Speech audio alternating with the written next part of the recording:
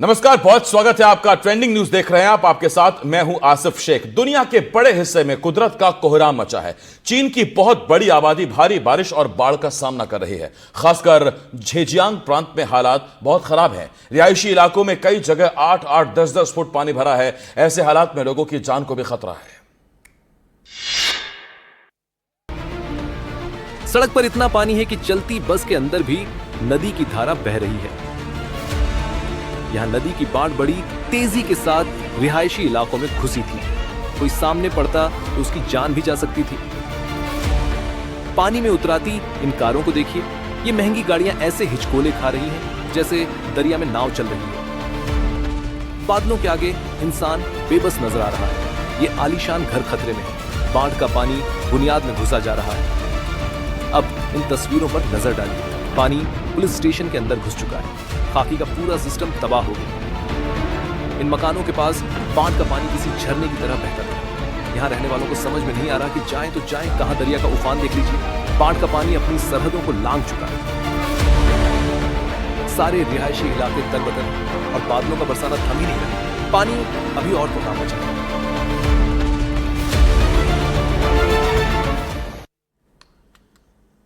Saudi अरब में गर्मी के दिनों में पारा 50 डिग्री के करीब चला जाता है। ऐसा देश जहां कभी कभी ही बारिश होती है, वहां बादल जमकर बरसे हैं। असीर प्रांत के कुछ शहरों में मूसलाधार बारिश हुई है। ये सऊदी अरब के असीर प्रांत की राजधानी अब्हा है। जबरदस्त बारिश के बाद शहर की सड़कों का यह हाल रहा। ये वो मुल्क है जहां पैसों की कोई कमी नहीं है। जिंदगी का सिस्टम ऐसा कि यूरोप के विकसित देश भी शर्मा जाए, लेकिन बादलों के आगे किसी की नहीं चल रही। दुनिया के बड़े बड़े सिस्टम फेल हो रहे हैं। यहां भी हालात जुदा नहीं है। जिस देश में रेगिस्तानी मिट्टी के किनारे शहर बसाए गए हों, जहां बादल बरसने के लिए नहीं आते, बस मंडरा कर निकल जाते हैं, वहां झूम झूम कर बारिश हो रही है। जैसे मेघा संदेश दे रहे हो कि इस बार तो जमकर बरसना है।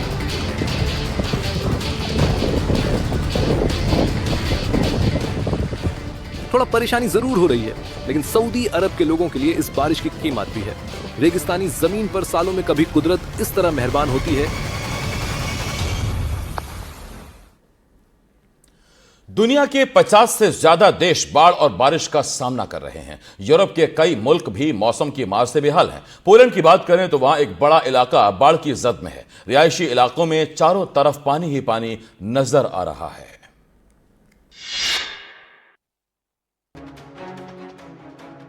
एल ब्लैक पोलैंड का एक खूबसूरत शहर है जिसे मौसम की मार ने बेहाल कर रखा है।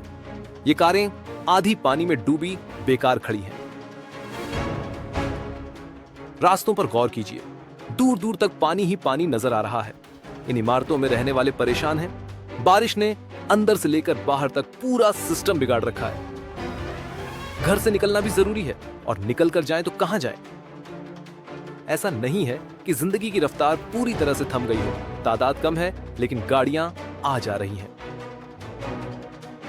यहां ढेर सारा पानी जमा था। प्रशासन की टीम ड्रेनेज सिस्टम को दुरुस्त करने में जुटी रही।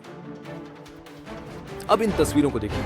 हरियाली के बीच ऊंची इमारतें, कितना खूबसूरत सा इलाका, लेकिन घर, सड़क और रास्ते सब डूबे हुए हैं। न जाने कितनी गाड़ियां इसी तरह खड़ी हैं। ऊपर बादलों पर भी गौर कीजिए। बरसने के लिए बिल्कुल बेताब है। अब तक जंग के हालात झेल रहे थाईलैंड में अब सैलाब ने जोरदार अटैक किया है। उत्तरी थाईलैंड की नदियों में उफान आने से हालात बिगड़ रहे हैं। थाईलैंड के कई शहर बारिश की जद में हैं और गाड़ियां कागज की तरफ बह रही हैं। लगातार हो रही बारिश का असर बॉर्डर इलाके में भी देखा जा रहा है। थाईलैंड वक्त के ऐसा मुहाने पर खड़ा है जहां एक ओर कंबोडिया के साथ संघर्ष है और दूसरी तरफ कुदरत से जंग है। थाईलैंड के शहरों में सैलाब का साम्राज्य कायम हो चुका है। विफा नाम के तूफान ने थाईलैंड के उत्तरी इलाके को दहला दिया है।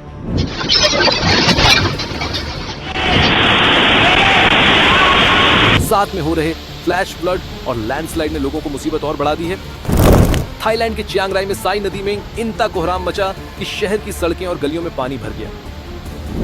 लोगों के घरों में पानी घुस गया। थाईलैंड के नैन प्रांत से आई इस तस्वीर में इतना पानी है कि ट्रक को भी मंजिल तय करने में परेशानी हो रही है। लगातार हो रही बारिश की वजह से थाईलैंड म्यांमार बॉर्डर पर सैलाब आ चुका है। खासकर निचले इलाकों, पहाड़ी ढलानों और नदियों के किनारे बसे गांवों में काफी नुकसान हो रहा है। स्थानीय प्रशासन ने यहां रहने वालों को सुरक्षित जगहों पर जाने की हिदायत दी है। मूसलाधार बारिश का कहर सिक्किम में भी देखा जा रहा है। यहां लगातार लैंडस्लाइड हो रहे हैं। उत्तरी सिक्किम के हालात ज्यादा खराब हैं। लैंडस्लाइड की वजह से एक बड़े इलाके का संपर्क शहर से टूट गया है।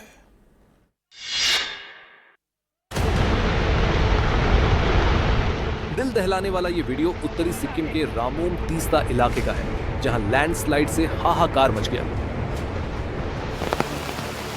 भूस्खलन की वजह से सड़क संपर्क टूट गया और कई गांवों का संपर्क टूट गया। उत्तरी सिक्किम के मंगन जिले के रामोम, लाचेन और लाचुंग इलाके में मूसलाधार बारिश की वजह से कई जगहों पर भूस्खलन हुआ है।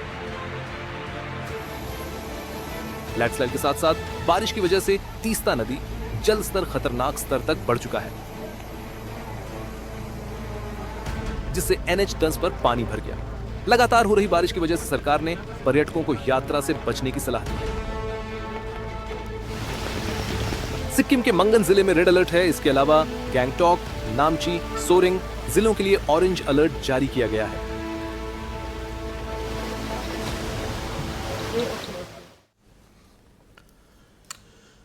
मध्य प्रदेश में बाढ़ बारिश से हालात बिगड़ते जा रहे हैं। शिवपुरी से लेकर देवास और सीहोर तक कुदरत की सिहरन महसूस की जा रही है। देखिए MP के कुछ जिलों में बारिश ने कितना कोहराम मचाया है। बच्चों को जब ये यकीन हो गया कि उनकी जिंदगी महफूज हाथों में है, तो वो खुशी से नारे लगाने लगे। भारत माता की।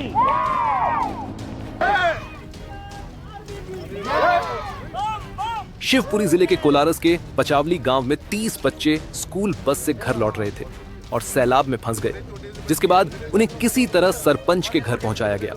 उसके बाद भारतीय सेना, SDRF और स्थानीय प्रशासन ने ऑपरेशन शुरू किया और इन बच्चों को 30 घंटे बाद रेस्क्यू किया गया।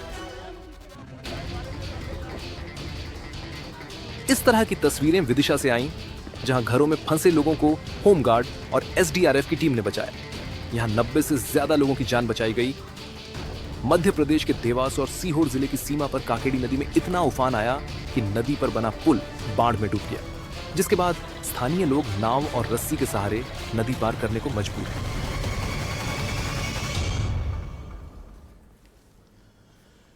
पंजाब में भी बारिश का अलर्ट है, क्योंकि यहां पिछले कई दिनों से लगातार बारिश हो रही है और कई इलाके जलमग्न हैं। होशियारपुर में एक बड़ा हादसा हुआ। यहां एक पिता अपनी बेटी के साथ सैलाब में बह गए।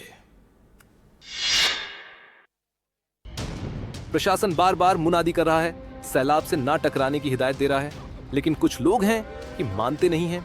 वीडियो पंजाब के होशियारपुर का है, जहां एक पिता खुद के साथ अपनी मासूम बेटी की जान जोखिम में डाल रहा है। पुल पर सैलाब का पानी बेकाबू हो चुका है। उसके बावजूद वो बाइक से अपनी बेटी को लेकर आगे बढ़ रहा है। कुछ दूर जाने के बाद बाइक को लहरों ने घेरना शुरू किया। बाइक सवार का संतुलन बिगड़ा और वो अपनी बेटी के साथ पानी में बह गया। वीडियो में पुल के उस पार कुछ लोग खड़े दिख रहे हैं, जिन्होंने तत्परता दिखाते हुए दोनों को बचा लिया और एक बड़ा हादसा टल गया। पंजाब के लुधियाना से लेकर अमृतसर तक बारिश की वजह से जनजीवन अस्त व्यस्त है। मौसम विभाग ने पंजाब के लिए भारी बारिश का अलर्ट जारी किया है।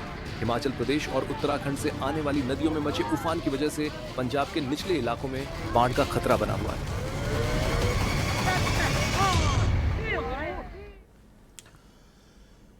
राजस्थान के जिन जिलों पर बाढ़ और बारिश का सबसे ज्यादा असर है, उनमें सवाई माधोपुर भी शामिल है। सांस्कृतिक विरासत की पहचान वाले इस ऐतिहासिक शहर में पानी की तबाही दिख रही है। हैरान करने वाली तस्वीरें सामने आई हैं। चंबल के पानी ने गदर मचा रखा है। लहरें ऐसा मचल रही हैं जैसे समंदर उतर आया हो। पानी की ताकत के आगे सीमेंट, कंक्रीट और डामर फैल हो गए हैं। सवाई माधोपुर को मध्य प्रदेश से जोड़ने वाली ये मजबूत सड़क 2 हिस्सों में बंट गई है। सड़क के एक हिस्से से नदी का पानी किसी तेज झरने की तरह गिर रहा है। ये पानी आगे बढ़ेगा तो निचले इलाकों में और कोहराम मचेगा।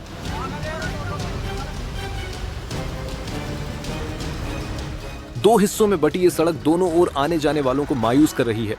अब आवाजाही तो बरसात के बाद ही शुरू हो जाएगी। लेकिन यहाँ खतरों के खिलाड़ी भी जान की बाजी लगाने पर आमादा है। दरअसल जमीन के सहारे कुछ इस तरह इस पार से उस पार जा रहे हैं। तस्वीरें और भी हैं। सवाई माधोपुर रेलवे जंक्शन का हाल भी देख लीजिए। पटरियां नजर ही नहीं आ रही हैं और ट्रेन आ भी गई तो मुसाफिर चढ़ेंगे कैसे?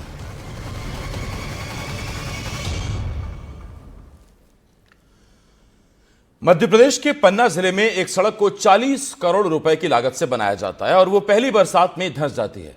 40 करोड़ रुपए कोई छोटी रकम नहीं है। ये जनता की मेहनत की कमाई है जो भ्रष्टाचार में डूब गई। 40 करोड़ की सड़क का जरा हाल तो देखिए। विकास पहली ही बरसात में धंस गया। जनता की गाड़ी कमाई मिट्टी में मिल गई। NH 39 और NH 943 को कनेक्ट करने के लिए बनाई गई थी। हैरान हो जाएंगे आप जानकर कि इस रास्ते का निर्माण सिर्फ 3 महीने पहले किया गया था।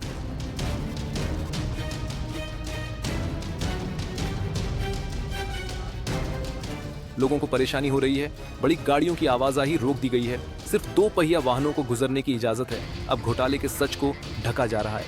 नई सड़क पर पैबंद लगेगा और करप्शन करने वालों की करतूत को छुपाया जाएगा।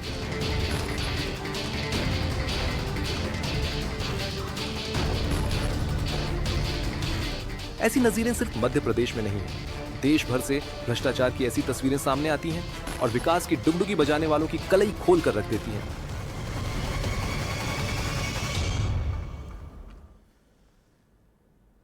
तमिलनाडु के कोयंबटूर में एक नर हाथी कुएं में गिर गया, जिसके बाद रेस्क्यू ऑपरेशन शुरू हुआ। हाथी को बाहर निकालने के लिए करीब 2.5 घंटे तक मशक्कत चलती रही। उसके बाद क्या हुआ देखिए। 3 हाथियों का झुंड रात के अंधेरे में रिहायशी इलाके में धमक गया। वन विभाग के कर्मचारियों ने जब उन्हें खदेड़ा तो एक नर हाथी कुएं में गिर गया, जिसे निकालने के लिए 2.5 घंटे तक कोशिश चलती रही। 35 साल का नर हाथी कुएं में मुंह के बल गिरा, जिससे उसे सांस लेने में दिक्कत होने लगी। वो घंटों जिंदगी की जंग लड़ता रहा और आखिरकार हार गया। हाथी को निकालने के लिए बुलडोजर लगाया गया और रस्सी से बांधकर उसे बाहर निकाला गया। कोयंबटूर के सादीवाइल इलाके में ये हाथी खाने और पानी की तलाश में आए थे। कोयंबटूर के पश्चिमी घाटों में जंगल की कटाई और बढ़ती आबादी की वजह से कई बार इंसान और जानवर में संघर्ष हो रहा है। हाथी को कुएं से निकालने के बाद उसका पोस्टमार्टम कराया गया। इस हादसे के बाद वन विभाग ने निगरानी बढ़ा दी है। इस इलाके में पहले भी लोग हाथियों के हमले का शिकार हो चुके हैं। महाराष्ट्र के अमरावती में जमीन के झगड़े में एक महिला को जमकर पीटा गया। सरेआम हुई इस वारदात में 4 लोगों के खिलाफ FIR दर्ज कर ली गई है। मामला वलगांव थाना क्षेत्र के विरशी गांव का है। वहां काफी लोग खड़े होकर तमाशा देख रहे थे, लेकिन किसी ने भी बीच बचाव नहीं किया। ये तस्वीरें बेचैन करती हैं। ये सबसे शर्मनाक मंजर है।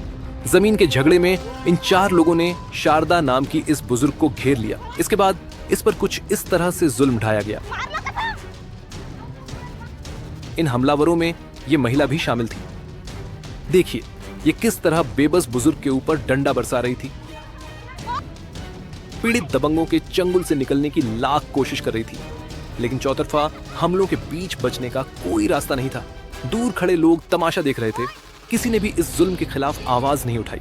ये बच्चा शायद पीड़ित के परिवार से था। ये आगे बढ़ा तो हमलावर महिला इससे भी भिड़ गई।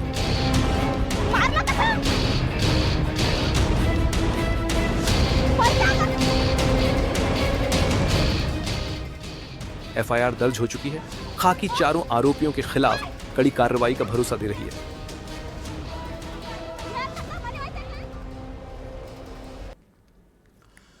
बरसाना की लठमार होली तो आपने देखी है। आइए आपको इस बार कुल्लड़-मार जंग दिखाते हैं। खबर भी मथुरा के बरसाना से ही है, जहां 2 पक्ष आपस में भिड़े तो कुल्हड़ को हथियार बना लिया।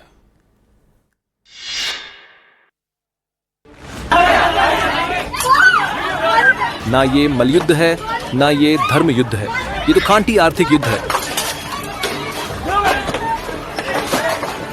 मथुरा में कुल्लड़-मार युद्ध चल रहा है। जंग के मैदान में उतरी 2 पार्टियां एक दूसरे पर कुल्लड़ से वार कर रही हैं, प्रहार कर रही हैं। जहां कुल्हड़मार युद्ध चल रहा है वो राधा का वही बरसाना इलाका है जहां होली के मौके पर नंदगांव के युवकों पर लाठियां बरसाई जाती हैं। लेकिन इस बार बरसाना में ग्राहकों को अपनी ओर खींचने के लिए कुल्हड़ बरसाए जा रहे हैं। बरसाना के मंदिर मार्ग में कुल्हड़ लस्सी बेचने के लिए ग्राहकों को लुभाया जाता है, लेकिन लुभाते लुभाते माहौल इतना गर्मा गया कि दो पक्षों में मारपीट शुरू हो गई। फिर क्या था? मामला लठमार जंग से शुरू हुआ और धीरे धीरे ये कुल्हड़मार युद्ध में तब्दील हो गया।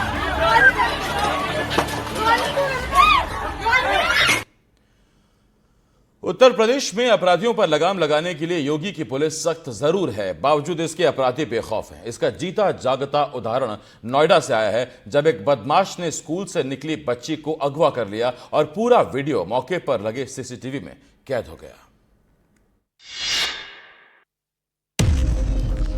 वीडियो नोएडा की है। कार का गेट खोलकर एक शख्स खड़ा है। तभी शख्स एक छात्रा को रोकता है, कुछ बातें करता है, उसे उलझाने की कोशिश करता है और फिर जबरदस्ती अपनी कार में धक्का देकर बैठा लेता है।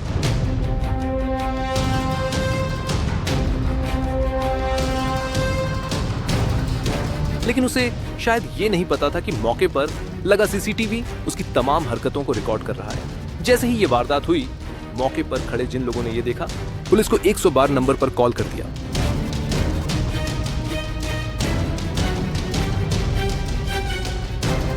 पुलिस हरकत में आई और नोएडा के प्रथला पुलिस के पास ही आरोपी बदमाश के धर दबोचा। आरोपी मोनू यादव निवासी बहलोलपुर, नोएडा पुलिस ने आरोपी को गिरफ्तार कर लिया है और कार्रवाई कर रही है। वारदात में इस्तेमाल कार को भी जब्त कर लिया गया। मध्य प्रदेश के सतना से एक ऐसी तस्वीर आई है जो सरकारी व्यवस्था पर तमाचा जड़ रही है। यहां एक युवक के शव को चारपाई पर लाया गया क्योंकि गांव में सड़क ही नहीं है। यह सिस्टम की वो अर्थी है जिसके चेहरे पर कीचड़ लग चुकी है। सतना से आई ये खबर हैरान भी नहीं करती, क्योंकि प्रशासन बेशर्म हो चुका है। सतना के उसरहाई टोला में एक आदिवासी युवक की कुएं में डूबने से मौत हो गई और उसका शव चारपाई पर लाद कर लाया गया। पोस्टमार्टम के लिए 1 किलोमीटर का रास्ता कीचड़ और पानी से होकर पार करना पड़ा, क्योंकि युवक की मौत के बाद अधिकारी ने गांव आने से मना कर दिया और उन्हें किसी तरह की सुविधा नहीं दी गई। ग्रामीण कह रहे हैं कि वो 1947 के जमाने में जी रहे हैं। ये दुर्दशा कि शायद आप लोगों ने देखा होगा कि यहाँ घुटनों तक पानी में अगर कोई मर जाता है, बीमार होता है, तो इन लोगों को ना तो रास्ता है, ना तो बिजली है, ना पानी है। आज भी 1947 की जिंदगी जी रहे हैं। सतना के उसरहाई टोला के लोग वर्षों से बिना सड़क और बिजली की जिंदगी गुजार रहे हैं। ग्रामीणों ने बताया कि पिछले साल समय पर अस्पताल नहीं पहुंचने की वजह से एक गर्भवती महिला की मौत हो चुकी है।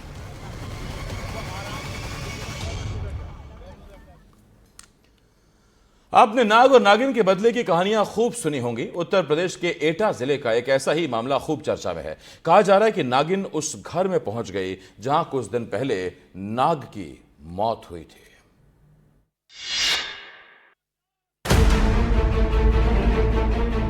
एटा का अलीगंज थाना क्षेत्र, इस घर के अंदर ये खतरनाक नागिन कुंडली जमाए बैठी थी।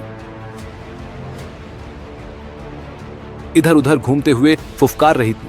मसला सिर्फ एक घर का नहीं था, पूरे गांव ने सारी रात जागकर काटी।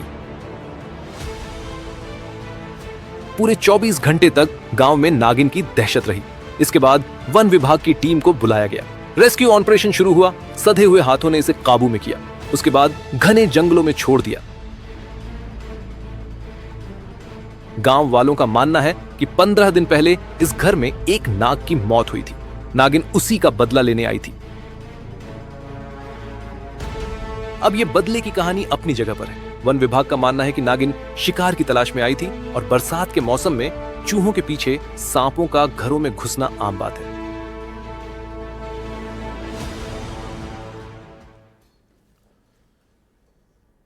मॉनसून के महीने में अगर आप कभी एटीएम से कैश निकालने जाएं तो जरा होशियार हो जाएं। कहीं ऐसा ना हो आपके हाथ में पैसों की जगह सांप आ जाए। जी हां, महाराष्ट्र के भंडारा से एक चौंकाने वाला मामला सामने आया, जहां बैंक के एटीएम से कोबरा निकल आया। कैश वैन कर्मचारी एटीएम में नकदी भरने पहुंचे, लेकिन जब मशीन खोली तो यह देखकर हैरान रह गए कि अंदर कोबरा सांप बैठा था। 5 फीट लंबा कोबरा सांप देखते ही पूरे बैंक में कोहराम मच गया। बैंक के कर्मचारी इधर उधर भागने लगे। आनन फानन में वन विभाग को खबर दी गई। महाराष्ट्र के भंडारा से आई ये खबर डराने वाली है। मशीन की जांच करने वाले अधिकारी भी नहीं समझ पा रहे हैं कि आखिर एटीएम के अंदर सांप कैसे घुस गया। महाराष्ट्र का भंडारा इलाका जंगलों से घिरा हुआ है। संभावना जताई जा रही है कि सांप किसी नाले से होते हुए अंदर दाखिल हो गया। लेकिन सवाल अभी भी बना हुआ है कि सांप कैश बॉक्स तक कैसे पहुंच गया। मौके पर पहुंची वन विभाग की टीम ने कोबरा को कैश बॉक्स से निकाला और जंगल में छोड़ दिया। लेकिन इस खबर के बाद लोगों के दिल में एक अजीब सा डर घर कर चुका है। राजस्थान में चोर इतने बेखौफ हो गए हैं कि इंसान तो छोड़िए, वो भगवान से भी नहीं डर रहे। बांसवाड़ा जिले में चोरों ने एक जैन मंदिर को दूसरी बार निशाना बनाया और जैन मंदिर की दान पेटी से रुपए लूटकर फरार हो गए। पिछले 5 दिनों में जैन मंदिर में चोरी की यह दूसरी वारदात है।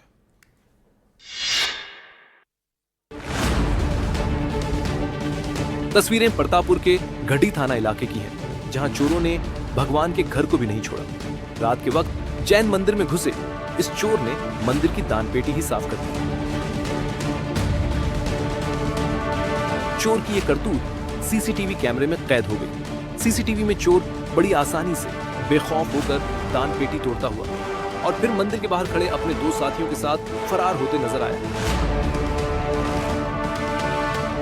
बांसवाड़ा जिले के प्रतापपुर का ये वही जैन मंदिर है जहां से 5 दिन पहले ही चोरों ने भगवान की कई मूर्तियां चोरी की थी। पुलिस ने इस वारदात का खुलासा किया ही था कि चोरों ने एक बार फिर इस मंदिर को निशाना बनाया। मंदिर में दूसरी बार चोरी के वारदात के बाद स्थानीय लोगों में आक्रोश है। वहीं पुलिस सीसीटीवी फुटेज के जरिए चोरों की पहचान कर उन्हें पकड़ने में जुट गई है। अक्सर माता पिता अपने छोटे बच्चों को अकेले दुकान से सामान खरीदने भेज देते हैं, लेकिन कभी कभी उन्हें यह लापरवाही भारी पड़ जाती है। राजस्थान के चुरू से एक ऐसा ही मामला सामने आया, जहां दुकान से सामान लेकर जा रही एक बच्ची को पिकअप ने जोरदार टक्कर दे मारी। कहते हैं जाको राखे सैया मार सके ना कोई, ये कहावत 10 साल की बच्ची कविता पर बिल्कुल सही साबित होती है, जो इतने भीषण सड़क हादसे का शिकार होने के बाद भी जिंदा बच गई। हादसे के सीसीटीवी वीडियो में दिखाई दिया कि एक बच्ची दौड़ते हुए सड़क पार कर रही थी। तभी सड़क पर गुजर रहे तेज रफ्तार पिकअप ने उसे टक्कर मारी, जिसके बाद बच्ची पिकअप के अगले हिस्से के नीचे फंस गई। जिसके बाद पिकअप के ड्राइवर ने समझदारी दिखाते हुए ब्रेक लगाया और मौके पर मौजूद लोगों ने बच्ची को पिकअप के नीचे से बाहर निकाला। गनीमत यह रही है कि हादसे में बच्ची को ज्यादा चोट नहीं आई और उसकी जान बच गई। बताया जा रहा है कि घर वालों के कहने पर बच्ची दुकान से सामान लेकर आ रही थी। लौटते वक्त सड़क पर ध्यान न देने की वजह से यह हादसा हुआ। एनडीटीवी की अपील है कि अपने बच्चों को लेकर सावधानी बरतें।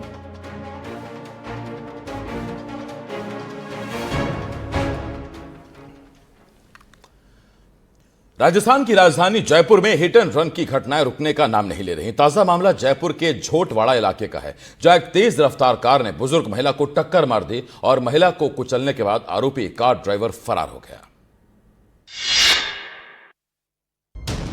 और बुजुर्ग महिला के साथ हुए इस दर्दनाक हादसे का सीसीटीवी वीडियो भी सामने आया है, जिसमें कार की टक्कर लगने के बाद बुजुर्ग महिला कई फीट हवा में उछलते हुए सड़क पर गिरती हुई दिखाई दी।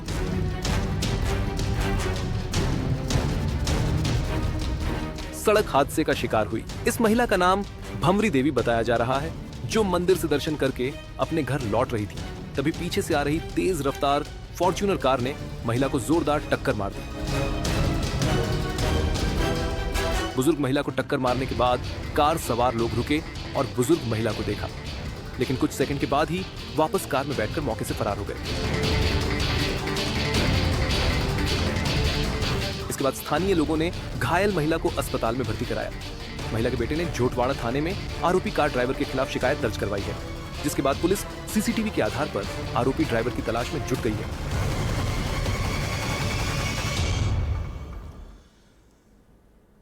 उत्तर प्रदेश के शाहजहांपुर में नए नवेले एसडीएम रिंकू सिंह वकीलों के सामने उठक बैठक लगाते हुए दिखाई दिए। घटना का वीडियो वायरल होने के बाद एसडीएम साहब पर एक्शन भी हुआ है। आखिर एसडीएम साहब ने ऐसा क्या किया कि उन्हें वकीलों के सामने घुटनों पर आना पड़ा? ये हैं 2002 बैच के आईएएस अधिकारी रिंकू सिंह राही, जो दिव्यांग कोटे से आईएएस बने हैं। रिंकू राही ने मथुरा से ट्रांसफर के बाद मंगलवार को ही शाहजहांपुर के पुवाया में एसडीएम का चार्ज संभाला। लेकिन नए नवेले एसडीएम साहब का स्वागत कुछ ऐसा हुआ कि पहले दिन ही उन्हें कान पकड़कर उठक बैठक लगानी पड़ी। दरअसल एक वकील के मुंशी को खुले में शौच करते देख राही साहब ने उसे सबक सिखाने के लिए उठक बैठक कराई थी। बस यहीं से मामला बिगड़ गया। वकील भड़क गए और एसडीएम साहब के खिलाफ धरने पर बैठ गए। धरना खत्म कराने वकीलों के बीच पहुंचे एसडीएम साहब को वकीलों ने घेर लिया और उनसे कान पकड़कर माफी मांगने को कहा। विवाद खत्म कराने के लिए आईएएस अधिकारी रिंकू सिंह ने वकीलों से माफी मांगी और 5 बार उठक बैठक लगाई। हालांकि एसडीएम रिंकू राही का इरादा सिर्फ वकील के मुंशी को अनुशासन सिखाना था, लेकिन पहले ही दिन उनका उठक बैठक से स्वागत सोशल मीडिया पर वायरल हुआ। तो प्रशासन ने रिंकू राही को एसडीएम के पद से हटाते हुए उन्हें राजस्व विभाग में भेज दिया। अमेरिका के पश्चिमी राज्य यूटा के जंगलों में लगी आग का दायरा फिर से बेकाबू हो गया। अब तक 32,000 एकड़ जंगल खाक हो चुके हैं। पिछले 15 दिन से लगी आग बुझने का नाम नहीं ले रही है।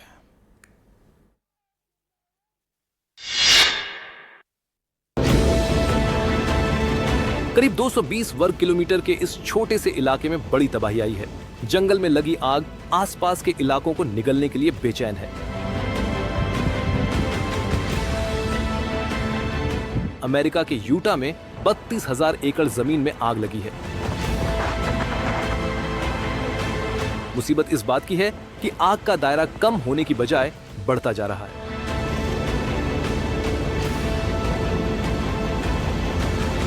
यूटा के मोनरो माउंटेन और कोव माउंटेन इलाके में ये आग 13 जुलाई को लगी थी और 30 जुलाई आते आते बेकाबू हो चुकी है। गर्म हवा आग में घी डालने का काम कर रही है।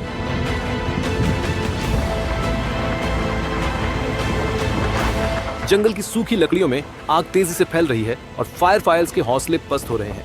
यूटा के जंगलों में लगी आग की वजह से जायंट नेशनल पार्क और आर्चेस नेशनल पार्क भी खतरे के दायरे में है।